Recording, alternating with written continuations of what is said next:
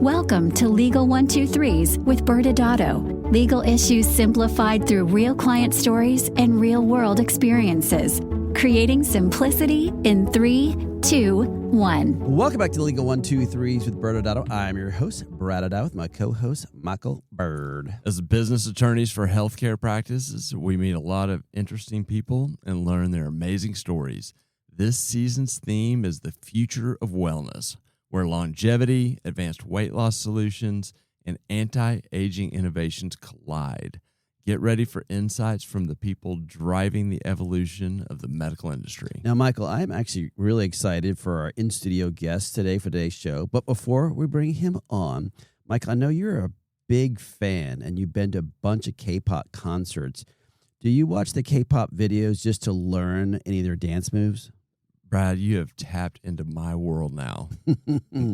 Audience, I actually had ChatGPT tell me the 20 most popular K-pop bands, and I've been to 1 through 9 of the concerts, plus number 12, 15, and 17. So that means I've been to 12 out of the top 20 K-pop bands concerts. So you asked about the videos. Yeah, the dance moves. Yeah. Well, I've seen far more of these videos watching my daughter learn the dance moves than I care to remember. But I have not, despite her trying to get me to learn them, actually partaken. How about you? Yeah, I've never watched one of those things. But I'm more of a dad dancing kind of guy, which is like kind of mostly chair dancing or kind of like jiggling a little bit here and there. But that actually perfectly brings us to today's opening story, because somewhere in the world, a lawyer decided, you know what my marketing needs? Less professionalism, more club lighting. This sounds, I'm not sure if this is a bar complaint waiting to happen or your inspiration. Fair question. So picture this. South Korea, a lawyer, very confident, very out online-ish, decides to come up with this new marketing idea for his legal services by dancing. That's not metaphorical. Yes, dancing, actual dancing in front of a nightclub billboard. And the titles flashed behind it were like Gangnam #1 or King of Socho. Okay. Well, it's very bold branding, and what I'm really hoping is that you're presenting this story as an extreme complaint and not an idea that you want us to use. First off, yes, you're correct. Very bold. We'll hold off whether or not it's a good idea yet.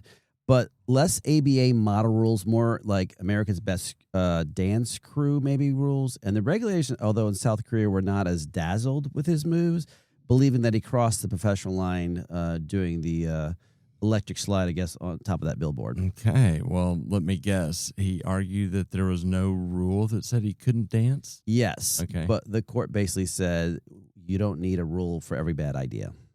That's a pretty good legal principle, one I would advise you to start living by. Damn it. Well, for his case, he got a 1-month suspension. He appealed. The judge ruled against him, saying that, your credibility kind of moonwalked out the door when you start doing all these K-pop moves. Well, I'm not sure moonwalking is a K-pop move, but I get it. You have to tap into the 80s. Yes. All right. For our audience to be clear, this isn't just a South Korean thing. Every state bar has association, has some type of advertising and professionalism. So the geography may change, but the rules don't. And before anyone asks, no, our guest, Ben, today is not a labor lawyer, though he does occasionally play one on TV. So for those wanting to help Ben out the next time he thinks he's going to advertise his labor law skills with some wicked dance moves, don't do that. Okay. At a K-pop concert. All right. Joining us again is our friend Ben Hernandez. He's the founder and CEO of Skytel Group. Skytel is a strategic financial and M&A advisory firm. For a little background for those who have not met Ben, earlier in his career, he worked with an international banking group, with a hedge fund, and financial services and advisory institutions. He went to A&M undergrad, BBA in finance, and we don't hold that against him. Yes. And then he has his MBA from the SMU Cox School of Business. We have co-hosted MSS M&A Summit with Skytel for many years, and the next one is coming up on April 8th, where we're also co-hosting. SkyTel is co-hosting with ByrdAdatto and ESCO Law Group. And this is your 5th time on our podcast, Ben. Wow, thank you for having me. What's the record, by the way? You may be tied. Yeah, I think you're tied actually right now with our partner, Jeff Siegel. Now, Ben, we were talking before this podcast about advertising and marketing. SkyTel Group is out there all the time doing a lot of stuff. Is one of the marketing blitzes with you dancing in front of a nightclub billboard? Has that been brought up? We tried that. It didn't go well. We lost a lot of leads, a lot of clients, a lot of team members. Oh, well, at least you tried. Yeah. Yes, you have to give it a shot. That's right.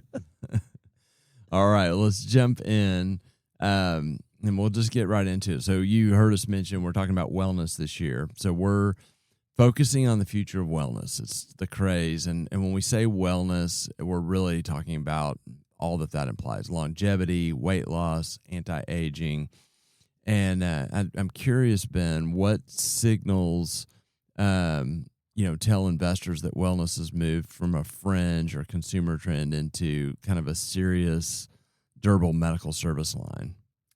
Yeah, it's interesting, and we haven't talked about this. Our firm this year also is doubling down and hyper-focusing on, we call it precision healthcare, wellness, functional medicine, longevity. And the reason for that is this really started a few years ago, and it's been picking up steam. I think around the time of COVID, generally the worldwide population started prioritizing this. So we've been keeping an eye on it. And currently where we are is, I think there was a report out there by McKinsey. They polled everyone on, do you consider wellness to be a priority or top priority? And 82% responded that yes. And this was amongst other pieces. So when you look at where we are today, I think investors are taking it seriously because this is driven by patients right now. And beyond that, when you look at, okay, what type of patient, it's Gen Z and millennials that are driving this, otherwise the future of the United States. So I think that's extremely exciting. That's number one. And then you start combining it with like employers are moving to high deductible plans. So you have HSA, FSA, and what they're doing is they're using these dollars and they're saying, Dr. Michael, right? Like Dr. Michael, it's no longer enough for me to see you one time a year. You run a lab test. I see you for 5 minutes. I can sense that you're running out the door, not really paying attention to my personal health.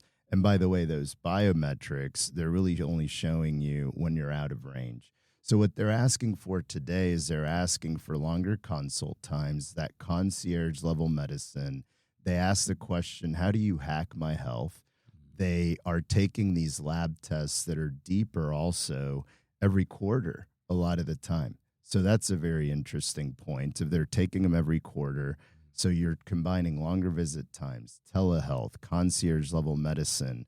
And on their way out, they're asking, are there any nutraceuticals, any supplements on top of this? So this is now, I think, a mainstay. And I think what this is doing, like our current medicine did a very good job of increasing lifespan. And I think this next phase of medicine is going to increase health span. To close that gap, I'm sure we all know people in our lives that maybe lived to 80, but the last 10 years of their lives, not very quality life. Mm-hmm. So what this is doing, and I think what folks are concentrating on, is I want to make decisions today that are going to help me tomorrow to where it shrinks that gap. So it's here to stay, in our opinion. We're very excited about it. And I guess I'll close this part off by stating that not only are investors looking at it, but we've seen platforms prop up by financial sponsor-backed groups. Some of them actually are groups that are also in medical aesthetics that have a med spa platform. They also have created wellness platforms. So we're starting to see that. It's very exciting times. So forgive me if I put words in your mouth, but so the last time you were on our podcast and at MSS last year, the weight loss craze was going pretty crazy. And you had mentioned, or your team had mentioned, that one of the problems that we're having was, how do you value weight loss by itself? And one of the things y'all had talked about, y'all were almost devaluing weight loss because of the changes of the FDA, the shortages, and all the things that were happening. So with that background in mind, we're talking about weight loss is a small piece of the anti-aging and longevity. So how are they now looking at these new lines, and how are you evaluating them now? Yeah, good question. So for the wellness platforms, when we started researching, okay, what are these trading for, to start getting a thesis on exactly what you're talking about. We formed a thesis on GLP-1s, for example. Now we need to form a thesis on what does wellness overall look like. And there are two main types that we found. One is that physician practice management-led practice or organization, and the other one is direct-to-consumer. We primarily focus, and so does private equity, on that the first one, the PPM model. And we're actually seeing multiples that are slightly higher, actually, than medical aesthetics overall, which is fascinating. It was fascinating to me because we're in the early innings. But those are trading really healthily. They're very comparable to aesthetics, but they're slightly higher, which is something I didn't initially expect to see. And the direct-to-consumer are even higher than that. Wow. So it's actually quite fascinating. I'm curious, too. Do you think, maybe we don't know because it's so early yet, but do you think that they're on par or even slightly higher because, this is the trend? The patients seem to be looking at this as a long-term play, and that kind of is going to be predictive of stable revenue? I think so. I think if we go back to the beginning of our discussion, these patients are asking to effectively come in and see you every quarter, and they're asking you to run tests, whether it's testosterone, a lot of in males, like testing for Lyme disease. In females, there's a lot of, and that historically has been underfunded and overlooked. And now you have like the female portion of it, I think, is going to be a big driver. A lot of menopausal type of medicine coming out that's exciting. And so they're coming in every quarter. And anytime you see a model, Michael, to your point, that has that recurring revenue, well, that's a lot different than certain types of, for example, plastic surgery, where you might see a patient once. Here you might have a patient for X number of years. And by the way, it's driven by Gen Z and millennials. So these patients, if you do a great job, could be around for a long, long time. And I don't think it's anything that they're going to stop doing. It's something that I think we'll do for the rest of our lives. So yes, I think that's a big, big driver of the valuations that we're seeing, is that recurring revenue theme. And there's been a big shift. I know I started it when we were talking about weight loss, but now that some of these name brands like Eli Lilly and stuff are kind of starting to drop their prices, is that going to impact the valuations too then? I think so. On the GLP-1 side, maybe. I think it'll do a couple of things. Number one, we still have the same view on medical weight loss than we did what you were referencing, Brad, meaning anything around 8 to 10% or above, we start getting a bit nervous because of that pen stroke risk that you mentioned, whether it's, from a governmental body or litigation, that it could go away at any point in time. Is it on, off the shortage list and so forth? So we continue to have that view. And then, as you mentioned, the name brands are coming down in price. I think the other thing it could do, and we're actually seeing some consolidating groups in aesthetics doing this, is they're starting to partner with some of these name brands to where you can now get them through the medical aesthetic practice. So I think that might be another avenue too. I don't think it'll be a total loss of revenue, because we have stats that we've run that if you are a practice that offers, in this case, in addition to all your other offerings, medical weight loss, it's actually accretive to the practice. So that's where it becomes a double-edged sword. It's actually a positive. You're going to keep me longer as a patient. I think a lot of these people, they want all of their health care ideally under one roof, because if you know everything about me versus if I have to get all of my health from 8 different entities and bodies, that's very different. Whereas if you know everything about me, you can provide me more personalized health, which is really what the consumers are asking for. Yeah. And staying on that real quick on weight loss just in general, these name brands are starting to come out with pills versus the shot. Have y'all seen any data as to you think the impact that's going to have an increase in potential patients wanting to go now? because they were fear of shots or whatever it is, or the regimen they would have to have done with shots versus regimen with pills. Have you seen any data out there on how that could impact the valuations? We haven't seen any data. We assume that it'll be and expect that it'll be accretive because, to your point, it's a lot easier to take a pill than it is a shot that you have to plan for. You have to keep the medicine refrigerated and so forth. So we think it'll be accretive if it's as effective, and it can just be another pill that you take during your day. I don't know that we've seen any data and that any studies have been done on what expected results are going to be, but I imagine it's going to be accretive. Yeah, I mean, I agree with that statement. Yeah. So I want to kind of go back into some of these wellness services and the valuations that you're seeing. In any of the data that you're looking at or the reports, have you seen a concern or risk about compliance that either is pressing the valuation, holding it back a little bit, or that is creating risk for the future? Has there been that conversation? There hasn't yet, but I imagine it's interesting. We were talking about this the other day, and I imagine you'll see in wellness and functional medicine and so forth the same thing that we're seeing in aesthetics, which is at some point as this grows and the microscope gets a little bit closer on you, we are going to see those things. Right now, there hasn't been much concern around it. Yeah, and to be fair, we're painting with a broad brush right now, even breaking it down to longevity and anti-aging. I mean, we've had specific conversations about exosomes, which is not the same conversation from a compliance perspective as, something that's more well established, FDA approved, et cetera. Yes. Yeah, exactly. Like that's a good question of what exactly is wellness. Is it simply supplements, nutraceuticals? Is it NAD? Is it peptides? Is it medical weight loss? Like, what exactly are you doing within your practice? And then from there, to your point, Michael, maybe some do have different risk profiles. Yeah, I think it'll be interesting to see how the market responds to it. Our perspective when we're talking to clients is that they do, right? Like peptides, even peptides is pretty generic because there's different types of peptides and how are you using the peptides. We had an entire episode just on that where we had to bring in someone smarter than us, surprise, surprise, to talk about that. Well, and I think, and I want to ask a follow-up question on this, sticking in the wellness platform. For audience members out there, we've talked about aesthetics for so long. Most of the aesthetics that we talk about when it comes to valuations has to do with cash-paying people. Like they'll come in with that.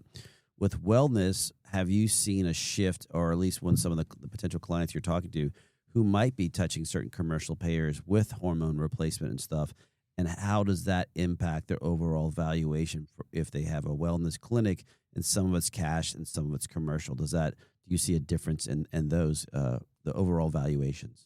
Typically, we do see a difference in those valuations. I would say if you're comparing two clinics and Clinic A is all cash pay, the valuations are typically going to be higher simply because you don't have to deal with everything that comes along with insurance. Right. If you have Clinic B, very similar, but it's taking insurance, typically valuations will be a little bit suppressed depending on the type of insurance. I would also say that from a clinic perspective, one of the things that we see is culturally the difference between a cash pay specific clinic. We ran into this in Derm, did we not? Yeah. When you have a clinic that's cash pay specific versus one that is a hybrid of very different patient base a lot of the time, very different, everything from marketing to how you treat them to how they expect the practice to look. Like, does it look like, carpet and rug and a derm practice, or does it look like aesthetic? Does it smell good? Does it look good? Or are the floors stone and so forth? So I think from a cultural perspective, those are some things that are very difficult to execute upon as well.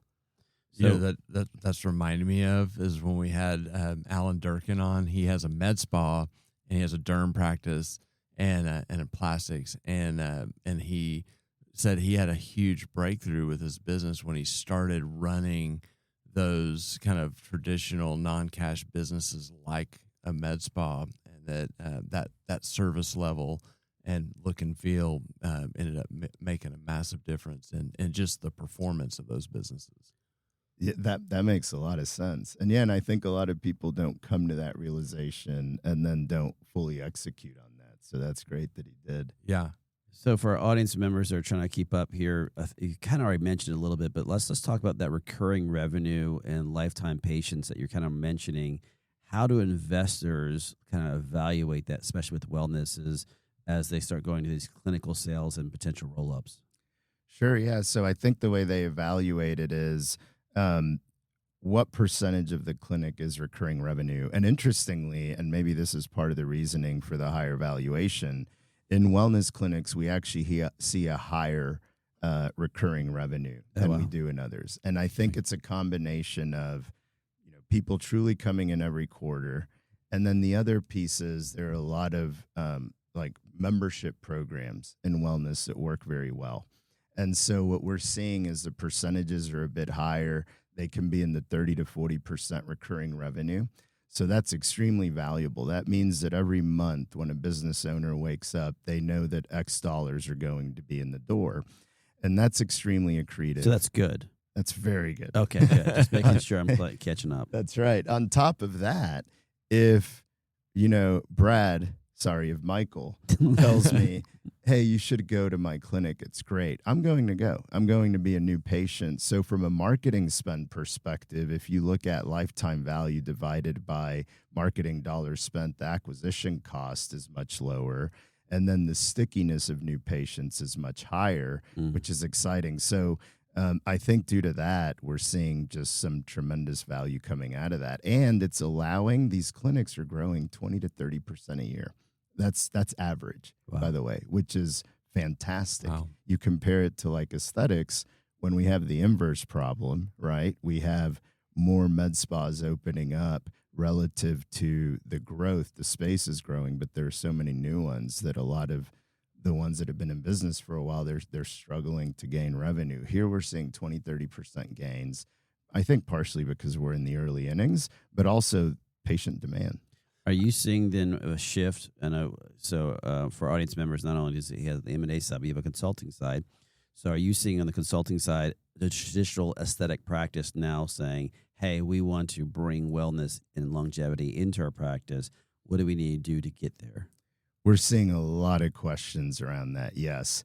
And I would say that to those, it depends, right? There are some owners. Legal answer. That's right. There are some owners that have that history to where they already understand wellness. They already know what they're doing. So I think you have to be really careful. Do I really understand the medicine and the science, or am I chasing a fad? You have to be really careful because you have to be confident that you're going to do right by your patients. Because the other thing here is if you do implement it, we see some that, for example, have added NAD or peptides or weight loss. So it's episodic. I think the ones that are very successful have a true treatment plan vision in their mind of this is what I'm offering and this is why I'm offering it. I'm taking care of your 360 health. But we get those questions a lot. And we've seen a lot of what was previously core medical aesthetics. We've seen them add wellness, longevity, functional medicine. Now, I will say the ones that do it well, it works extremely well. Because really what happens, if you think about it, I had someone tell me this, and I thought it was fantastic. If you're a patient, medical aesthetics, they take care of your outside, right? You're like, okay, I look good outside. So that's great. Now, the natural progression was, what about medical weight loss? Okay, now I'm looking good and feeling better. So it's a very natural progression to, if you do offer wellness, okay, well, I want to feel better too on the inside. And so that's a very natural bridge that I think the two do a very, very good job of taking care of external beauty, taking care of internal health. And then there are some, I think this will be the next phase, there are some that also work with the brain. Like, hey, I feel good inside, I look good outside, but but I'm still not happy. And so some people are actually bringing that piece into it as well. I think it's a fascinating time right now. Well, and what I loved about your answer is, and maybe it's because you've been hanging out with lawyers enough, you said don't just bring it in for commercial purposes, understand the science and, in our words, standard of care aspect to it. So you get an A+ for that answer. Yeah, I saw something in Michael's hand and it looked threatening, so I had to make sure to say that. All right. Last question, kind of speed round, but it's a broad question. If you're advising a wellness clinic founder today, what strategic decision should they make now to maximize enterprise value over the next decade? If I'm opening up a wellness organization and I want to maximize value, I think step one would be, what am I really taking care of? To have that entire, we talked about what patients are asking for. They want to sit down with you. They want to have a longer consult, and they want to be on this journey with you for quite some time. So I would bring in what's the breadth of scope that I feel comfortable with, and I would bring that in. So that's number one. I think number two is, we talked about lab tests a lot. Those are extremely valuable. People are asking to come in every quarter, and they're asking for deeper, more expansive diagnostics. I would add that in, because then what that allows you to do is, we talked about it earlier, test for things like testosterone, Lyme disease, menopause, and so forth. And it allows you to continue to refer out if you need to, but it also, if you're offering these within the clinic, there's always something that you can be working on to optimize your health. I would also focus on women's health. We talked about the fact that women's health has historically been overlooked and underfunded. And I think right now is a very good time to where that's going to flip and change. And I think if you're able to offer that, that would be extremely accretive to an organization as well. And I think I would round it out by having really good membership programs. I'd be very careful with those. Make sure not to discount. This truly should be a membership program to keep folks coming in, keep them on your program, because when they see their health changing, you'll never lose them as a patient. So I think those are some of the things that I would focus on from a clinical perspective. Amazing. Well, we made it through our 5th time together. Thank you for joining us on the Legal 1-2-3s with ByrdAdatto. We are grateful for you as always and look forward to our time together on stage in Vegas on April 8th. We'll go to break and come back with a quick legal wrap-up. Thank you so much for having me. Always a pleasure and honor to be here with you guys, and always love to see you. And yes, very excited for MSS and MSS M&A Day. That's going to be a really fun one with everything we have planned. Thank you, guys. Many business owners use legal counsel as a last resort rather than as a proactive tool that can further their success. Why?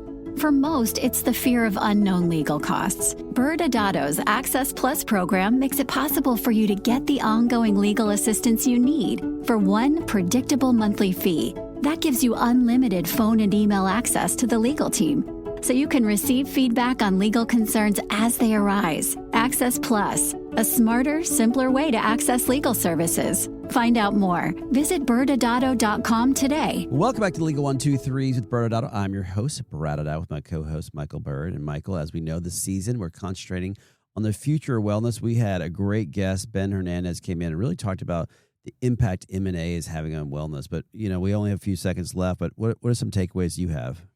I mean, I loved your point about standard of care earlier, and when you were kind of jumping off of Ben's point about, having a purpose behind adding wellness service line in a med spa scenario, and just recognize that this is a completely different discipline, wellness, longevity, anti-aging than skincare or aesthetics. And so just because you have the right licensure doesn't mean you have the right training.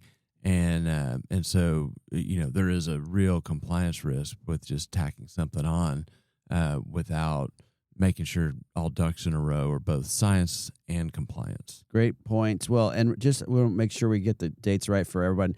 As we were saying in the beginning of this podcast, we are co-hosting. We'll be basically tomorrow. We'll be in Vegas at the Med Spa show, where we have M&A Summit Day with SkyTel and the Escal Law Group, and that's going to be actually April 9th of 2026. So if you're in Vegas, come find us. We'll have more time to spend with you. But Michael, that's all the time we have. So we will be back, though, next Wednesday when we continue to explore the future of wellness. When we have on Jason Kuntz, who's going to come in and talk about the impact insurance is having on wellness. Thanks again for joining us today. And remember, if you like this episode, please subscribe, make sure to give us a 5-star rating, and share with your friends. You can also sign up for the ByrdAdatto newsletter by going to our website at ByrdAdatto.com. ByrdAdatto is providing this podcast as a public service. This podcast is for educational purposes only. This podcast does not constitute legal advice, nor does it establish an attorney-client relationship. Reference to any specific product or entity does not constitute an endorsement or recommendation by ByrdAdatto. The views expressed by guests are their own, and their appearance on the program does not imply an endorsement of them or any entity they represent. Please consult with an attorney on your legal issues.